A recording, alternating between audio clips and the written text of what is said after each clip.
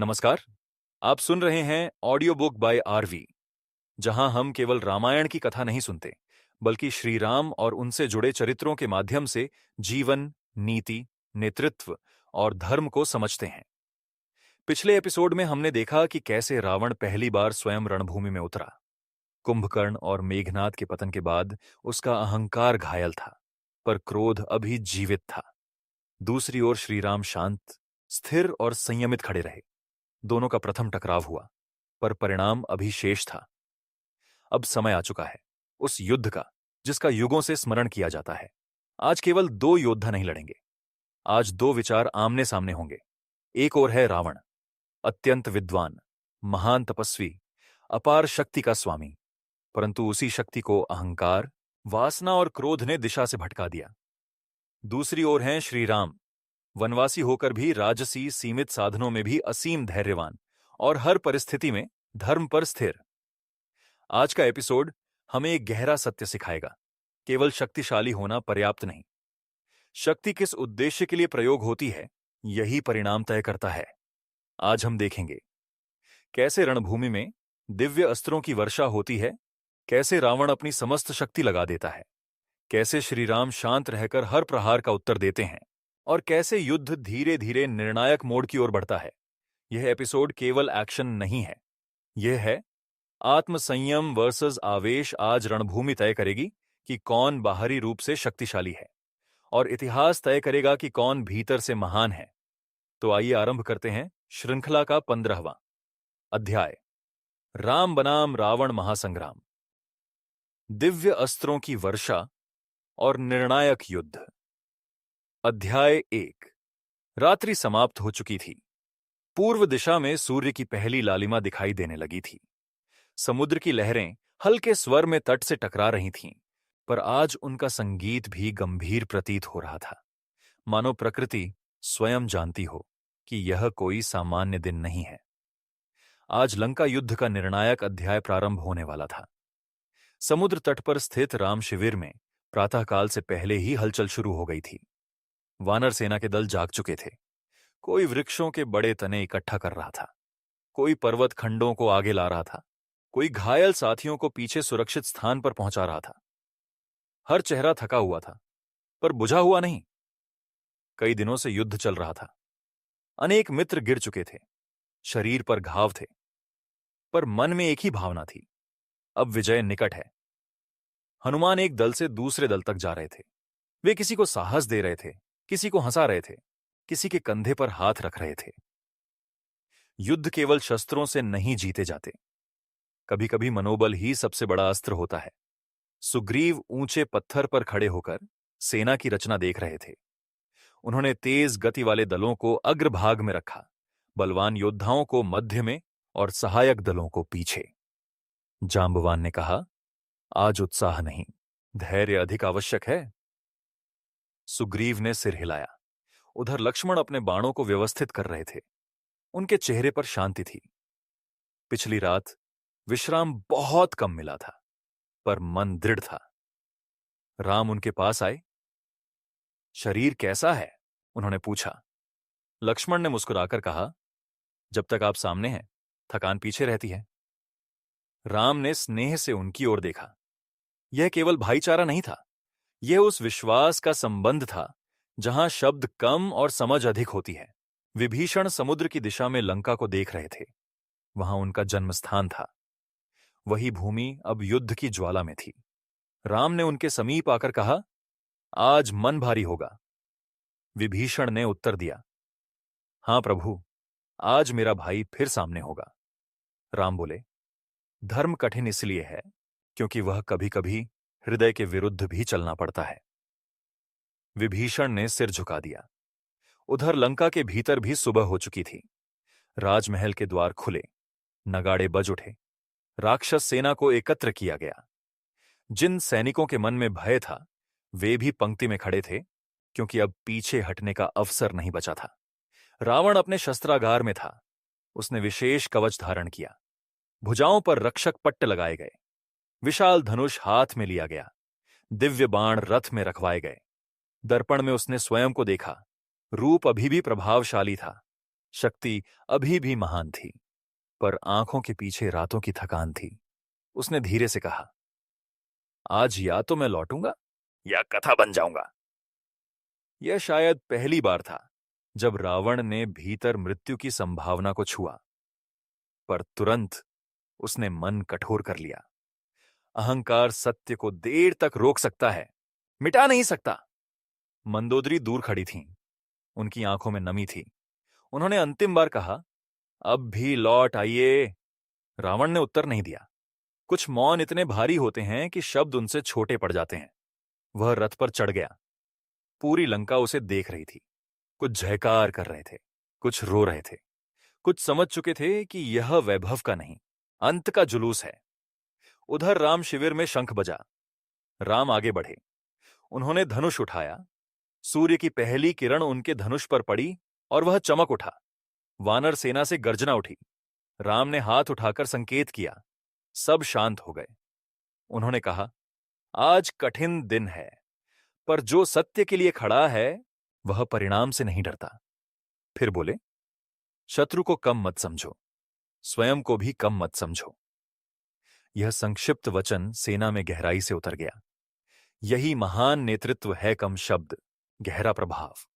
समुद्र के पार से धूल उठी। रावण का रथ आता दिखाई दिया। आकाश में बादल धीरे धीरे घिरने लगे। पक्षियों ने दिशा बदली। वायु भारी हो गई। दोनों सेनाएं अपनी अपनी स्थिति में खड़ी हो गईं। राम आगे, रावण आगे। दोनों के पीछे विशाल इतिहास खड़ा था।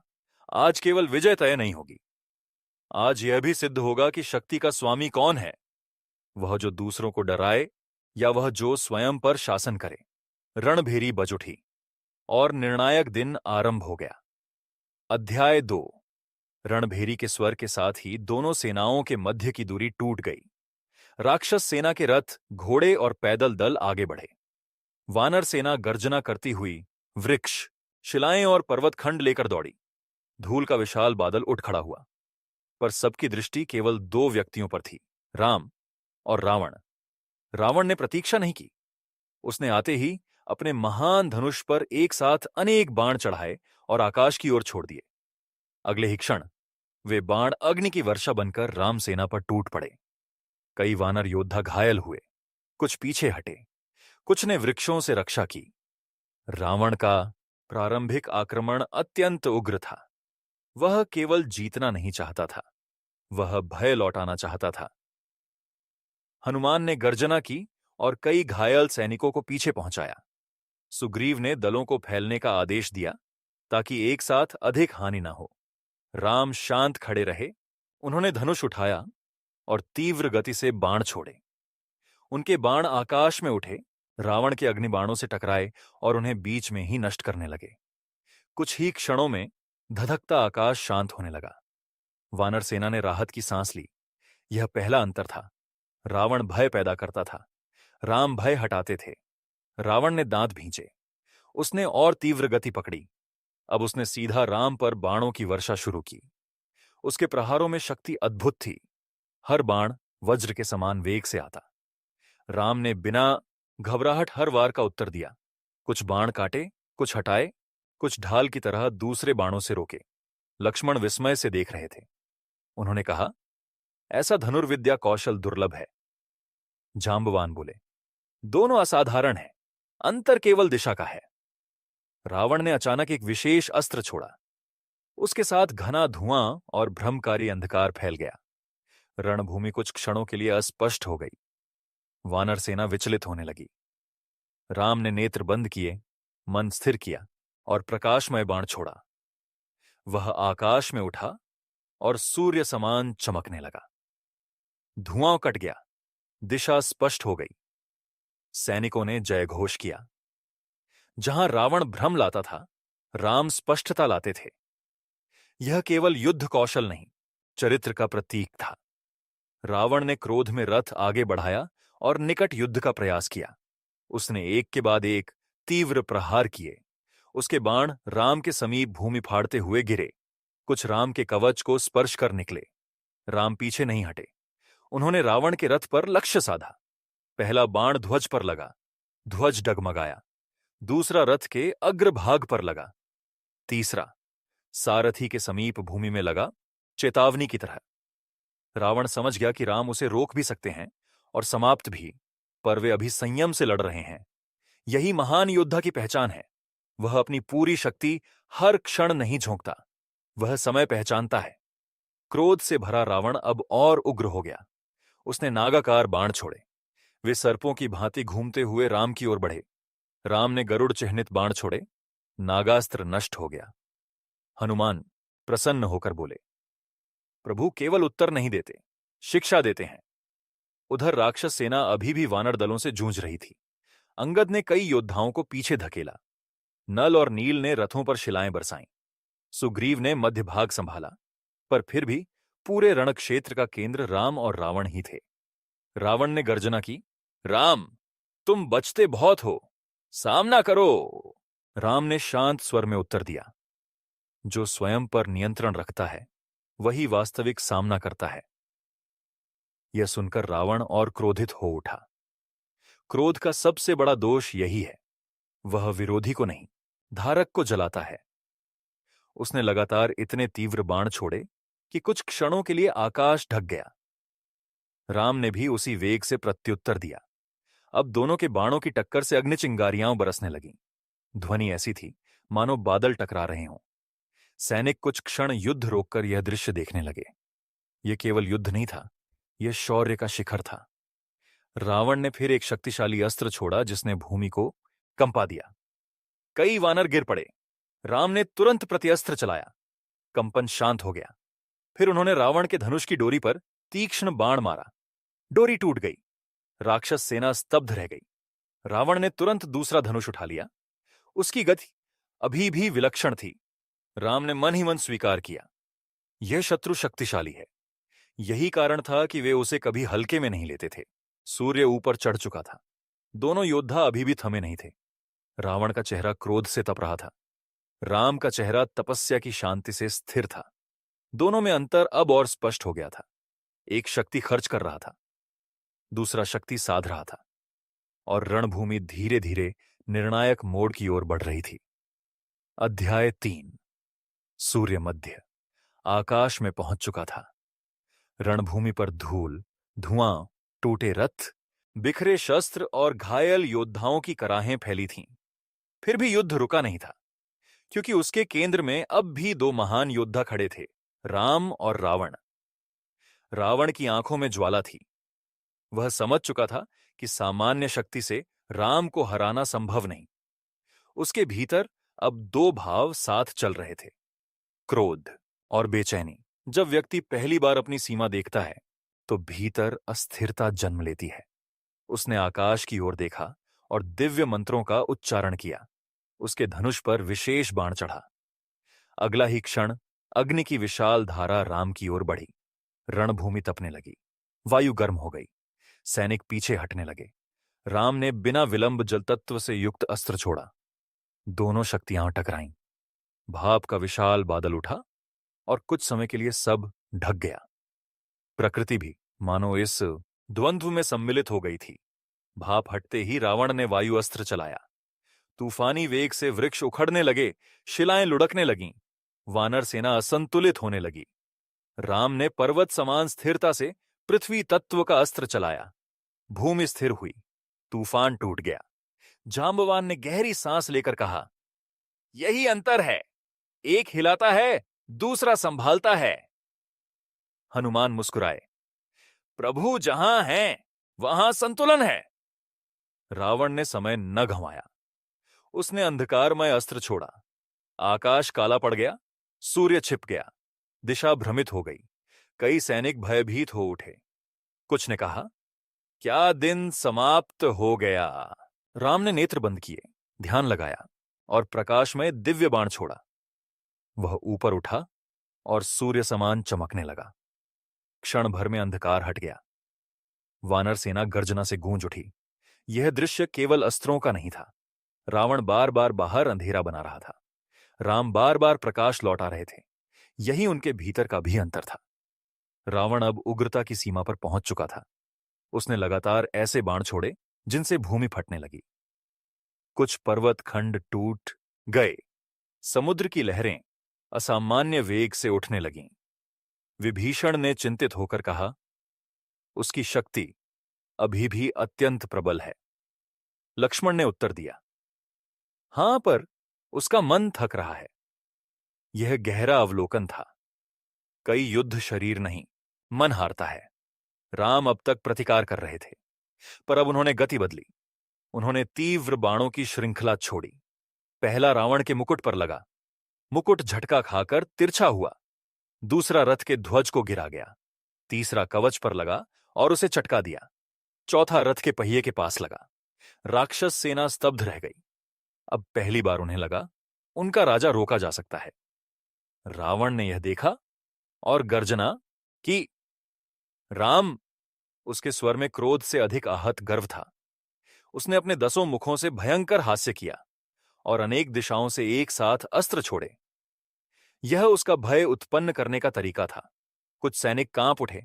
राम शांत रहे। उन्होंने कहा, बहुत मुख होना बुद्धि का प्रमाण नहीं। फिर उन्होंने एकाग्र होकर बाण छोड़े। रावण के अनेक आक्रमण टूट गए। यह वाक्य और वार दोनों साथ गए। उधर रणभूमि पर बाकी सेनाएं भी जूझ रही थीं। सुग्रीव ने कई राक्षस दल पीछे धकेले। अंगद ने एक बड़े योद्धा का रथ उलट दिया। नल नील ने मार्ग रोका। हनुमान घायल सैनिकों को बचाते हुए शत्रुओं पर प्रहार भी कर रहे थे, पर फिर भी सबका ध्यान बीच के द्वंद्व पर ही था। रावण ने अब शक्ति अस्त्र उठाया, एक भयंकर प्रहारक अस्त्र। उसने उसे राम की ओर फेंका। वायु कांप उठी। राम ने तत्काल दिव्य प्रत्युत्तर दिया। दोनों शक्तियां आकाश में टकराईं और तेज प्रकाश फैल गया।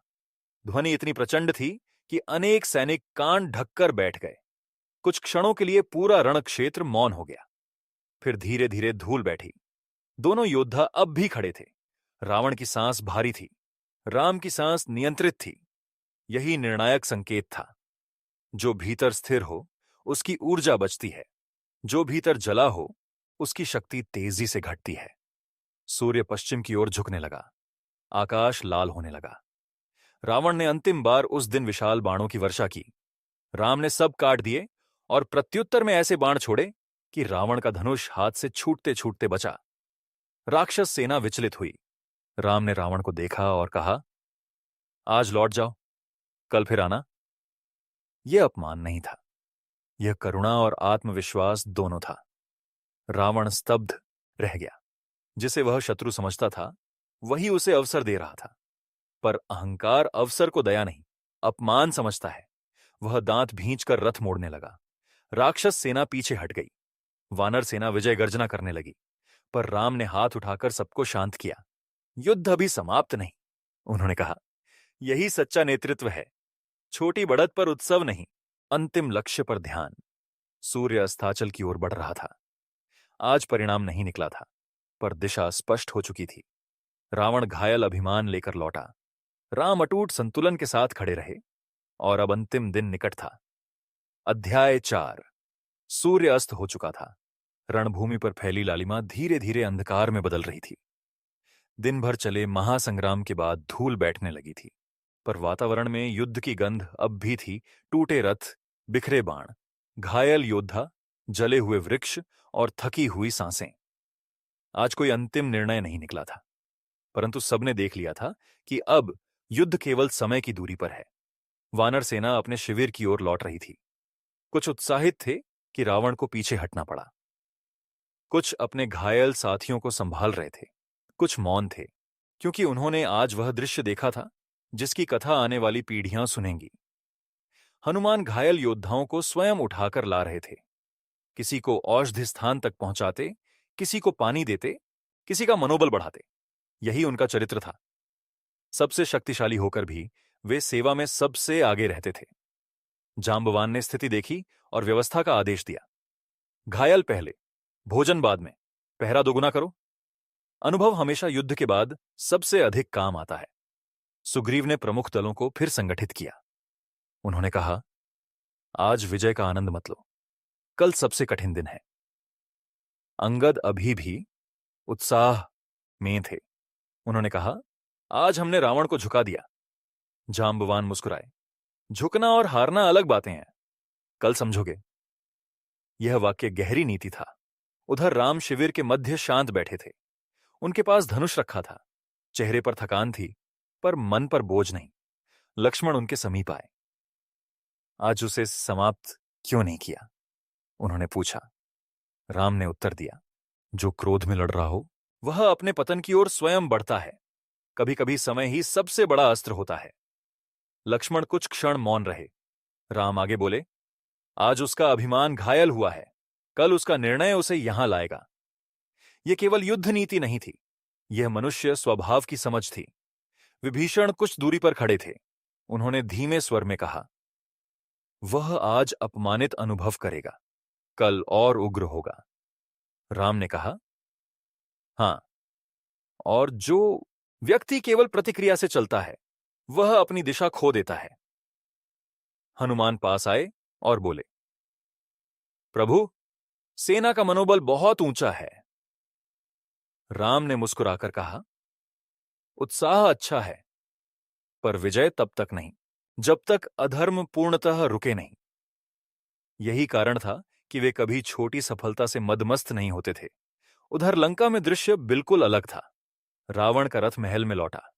ध्वज टूट चुका था। कवच क्षतिग्रस्त था। मुकुट असंतुलित था। चेहरा थका हुआ, आंखें जलती हुईं। पूरी लंका ने उसे देखा। किसी ने कुछ नहीं कहा। मौन कभी कभी सबसे कठोर टिप्पणी होता है। रावण अपने कक्ष में पहुंचा। उसने शस्त्र उतारे। घावों पर औषधि लगाई गई। सेवक कांप रहे थे। उसने दर्पण में स्वयं को देखा। आज पहली बार उसे अपने चेहरे पर पराजय की छाया दिखाई दी। उसने क्रोध में दर्पण तोड़ दिया। टूटे हुए कांच के टुकड़ों में उसका चेहरा कई भागों में बंट गया, मानो उसका व्यक्तित्व भी अब बिखर चुका हो। मंदोदरी भीतर आई। उन्होंने कुछ क्षण तक उसे देखा। अब भी समय है। उन्होंने अंतिम बार कहा, सीता को लौटा दीजिए, युद्ध रोक दीजिए। रावण ने गर्जना की, मुझे पराजित नहीं किया गया। मंदोदरी ने शांत स्वर में उत्तर दिया, कभी कभी मनुष्य पहले बाहर नहीं, भीतर हारता है। रावण मौन हो गया। वह जानता था, आज रणभूमि में जो हुआ उसने उसकी अजेय छवि तोड़ दी। पर अहंकार का अंतिम चरण यही है, जब व्यक्ति सत्य जानता है फिर भी मानता नहीं। उसने आदेश दिया, कल अंतिम युद्ध होगा। जो भी शेष है सब तैयार करो। सेवक चले गए। रात्रि गहरी हो गई। उधर राम शिविर में सैनिक विश्राम कर रहे थे। कुछ घावों के साथ सो गए। कुछ अगले दिन की चर्चा कर रहे थे। कुछ राम का नाम लेकर निडर हो रहे थे। उधर लंका में सैनिक सो नहीं पा रहे थे। उन्हें अपने राजा की शक्ति पर विश्वास था, पर आज पहली बार संदेह भी था। यही दो सेनाओं का अंतर था। एक विश्वास से विश्राम कर रही थी, दूसरी भय से जाग रही थी। आकाश में चंद्रमा निकल आया। समुद्र शांत था। राम अकेले तट पर गए। उन्होंने दूर लंका की ओर देखा। उन्होंने युद्ध की नहीं, उसके अंत की कल्पना की। वे जानते थे, हर विजय के बाद पुनर्निर्माण भी करना होता है। यह सच्चे नेतृत्व का संकेत है। जो केवल जीत सोचता है वह अधूरा नेता है। जो जीत के बाद व्यवस्था भी सोचता है वही पूर्ण नेता है। लक्ष्मण पीछे आए। भैया, कल सब समाप्त होगा? राम ने समुद्र की ओर देखते हुए कहा, कल युद्ध समाप्त हो सकता है, पर मनुष्य के भीतर का रावण हर युग में फिर उठता है। यह वाक्य कालातीत था। अहंकार, क्रोध, लोभ, अन्याय, ये हर युग में नए रूप लेते हैं, और हर युग को राम के गुण फिर चाहिए होते हैं। धैर्य, मर्यादा, सत्य और साहस। रात्रि बीत रही थी। दो शिविर सो रहे थे। दो मन जाग रहे थे, एक क्रोध में, दूसरा कर्तव्य में। और प्रभात के साथ आने वाला था इतिहास का अंतिम निर्णय। और इसी प्रकार महासंग्राम का पहला दिन समाप्त हुआ। रावण लौटा क्रोध लेकर, राम लौटे धैर्य लेकर। अब अगला प्रभात युगों की सबसे बड़ी विजय का साक्षी बनने वाला था। आज रणभूमि ने वह दृश्य देखा जिसे युगों तक स्मरण किया जाएगा। राम और रावण का महासंग्राम। दिव्य अस्त्रों की वर्षा हुई, धरती कांपी, आकाश गरजा, और दोनों पक्षों ने अपनी संपूर्ण शक्ति दिखाई। पर इस युद्ध ने एक गहरा सत्य भी प्रकट कर दिया। रावण अभी भी शक्तिशाली है, पर भीतर से अस्थिर है। उसका क्रोध बढ़ रहा है, निर्णय क्षमता घट रही है, और उसकी अजेय छवि टूट चुकी है। दूसरी ओर श्री राम शांत हैं, संयमित हैं और हर प्रहार का उत्तर धैर्य से दे रहे हैं। यही कारण है कि परिणाम धीरे धीरे स्पष्ट होने लगा है। जो स्वयं पर शासन करता है, अंततः वही विजयी होता है। आज युद्ध समाप्त नहीं हुआ, पर दिशा तय हो गई है। अब अगला प्रभात लेकर आएगा अंतिम चरण, जहां केवल अस्त्र नहीं चलेंगे, बल्कि एक युग समाप्त होगा। अगले एपिसोड में हम जानेंगे रावण वध, अधर्म का अंत और धर्म की अंतिम विजय। यदि आपको यह प्रस्तुति प्रेरणादायक और ज्ञानवर्धक लगी हो, तो इस वीडियो को लाइक अवश्य करें और इसे अपने मित्रों तथा परिवारजनों के साथ शेयर करें, ताकि श्री राम की यह महान गाथा अधिक से अधिक लोगों तक पहुंच सके। ऐसी ही शोध आधारित और भावपूर्ण ऑडियो बुक सुनने के लिए हमारे channel audio book by RV को सब्सक्राइब करें और नोटिफिकेशन बेल दबाना ना भूलें, ताकि अगला एपिसोड आपसे छूट न जाए। नई कड़ी प्रतिदिन रात 9 बजे प्रकाशित होती है। आपके प्रेम, समर्थन और विश्वास के लिए हृदय से धन्यवाद। धन्यवाद। जय श्री राम।